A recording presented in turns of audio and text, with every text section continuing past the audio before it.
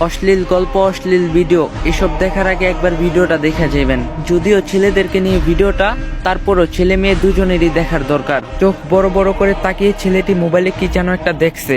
অন্ধকার ঘর, আফসা কানে ইয়ারফোন, দেখছে জিনার দৃশ্য, স্বাদ নিচ্ছে তার চোখ। বড় বড় করে তাকিয়ে আছে ছেলেটি, দেখছে গোপন নিকৃষ্ট দৃশ্যগুলো। নিস্তব্ধ রাত, 11:20 নেকেট দেখছে বা অবৈধ কোনো নারীর সাথে জিনার আলাপ করছে নির্ভীতিতে। কত সাথ গুনাহ করতে। হঠাৎ আচমকা শরীরটা ঝাঁকুনি দিয়ে উঠল। ছেলেটি মনে হলো কে যেন রুমে ঢুকছে, কিন্তু রুমের দরজা তো আটকানো। কি ব্যাপার, কে ঢুকলো রুমে? অন্ধকারে হঠাৎ শরীরটা শিউরে উঠলো। অজানা কেমন একটা শব্দ কানে বাজলো। অনুভব করতে পারলো কেন জানি শরীরটা অবশ হয়ে যাচ্ছে। হঠাৎ বাদিকে দেখলো, এটা কি?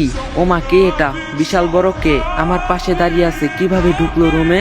হায় মাবুদ, এ কেমন ভয়ানক মূর্তি দাঁড়িয়ে আছে আমার সামনে। থর থর করে কাঁপতে শরীর, হাত থেকে বুকের উপরে পড়লো মোবাইলটা। নেকেট চলছে পুরো দমে। মোবাইলটা বুকের উপর থেকে পিছলে ছেলেটির গায়ের উপর গিয়ে পড়লো, কিন্তু চলছে উলঙ্গ নারী পুরুষের জিনার ভিডিও। হয়তো মৃত্যুর ডাক পড়ে গেল তার। সে দেখছে মালাকুল মাউত দাঁড়িয়ে আছে, অথঙ্ক মৃত্যুর দ্রুত। একটু আগেও দেহটা ছিল অনেক গরম, কিন্তু মুহূর্তে ঝিম মেরে ঠান্ডা হয়ে গেছে। মৃত্যু আজ তার সামনে। মনে মনে ভাবছে, হায় আফসোস, একটু যদি তওবা করতে পারতাম, কিন্তু সময় যে আর নাই। ছেলেটি পাপ ছাড়তে পারেনি, এর আগেই ডাক পড়ে গেছে মৃত্যুর।